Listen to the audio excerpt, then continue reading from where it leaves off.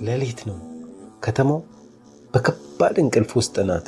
በዚህ ድቅድቅ ጨለማ ውስጥ ግን አንድ ታላቅ ባለስልጣን ማንም እንዳያየው ተደብቆ ወደ አንድ ስፍራ እየሄደ ነው። ማን ነው ይህ ሰው? የአይሁድ አለቃ ሆኖ ለምን በሌሊት መጣ? ዛሬ ሐዋርያት እንኳን ፈርተው ጥለውት በሸሹት ጊዜ ከመስቀሉ ስር ስለተገኘው ጀግና እናወራለን። ቢዚ ነኝ በሚል ሰበብ ማተባቸውን ከሚደብቁ የዘመናችን ሹማምንት ጋር ፊት ለፊት የሚያፋጥጠንን የኒቆዲሞስ አስገራሚ ታሪክ እናያለን። አብራችሁን ቆዩ። በስመ አብ ወወልድ ወመንፈስ ቅዱስ አሐዱ አምላክ አሜን። ሰላም ጤና ይስጥልኝ የተወደዳችሁ ቤተሰቦች፣ እንኳን ለሰባተኛው የዐቢይ ጾም ሳምንት ለኒቆዲሞስ በሰላም አደረሳችሁ አደረሰን። ቅዱስ ያሬድ ኒቆዲሞስ ስሙ ዘሆረ ሀቤሁ ቀዲሙ ሌሊተ እንዳለው ይህ ሳምንት የአይሁድ መምህር የሆነው ኒቆዲሞስ በሌሊት ወደ ጌታችን መጥቶ ጥልቅ ትምህርት የተማረበትን የምናስብበት ነው። ጌታችን በቀን 5 ገበያ ሕዝብ ይከተሉት ስለነበረ ኒቆዲሞስ የቀን ጫጫታና የሰው ከንቱ ውዳሴ እንዳይረብሸው ሕሊናውን ሰብስቦ ከክርስቶስ እግር ስር ለመቀመጥ ሌሊትን መረጠ።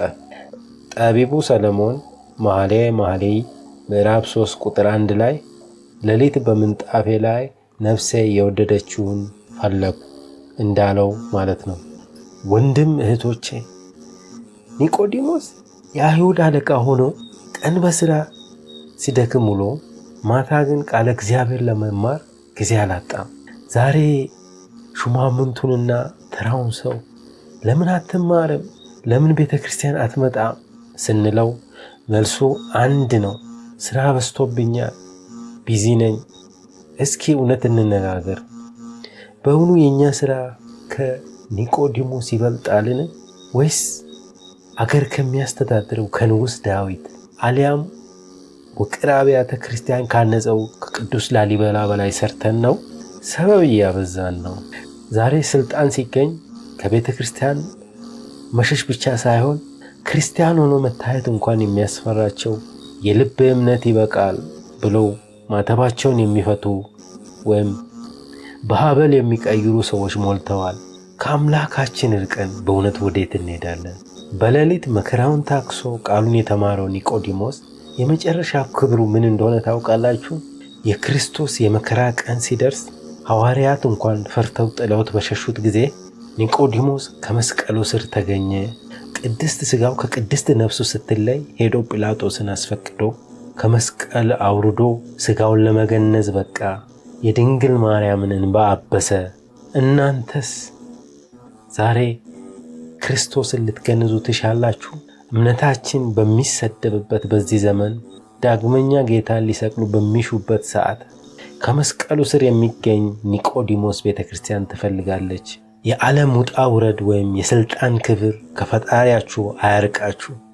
የምትሄድበት መንገድ ሩቅ ነውና ተነስተህ ብላ። አንደኛ ነገሥት ምዕራፍ 19 ቁጥር 7።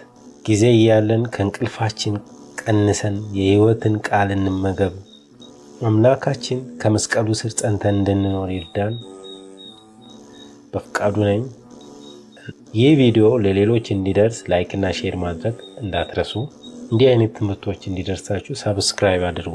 ወስብሐት ለእግዚአብሔር ወለወላዲቱ ድንግል ወለመስቀሉ ክብር አሜን።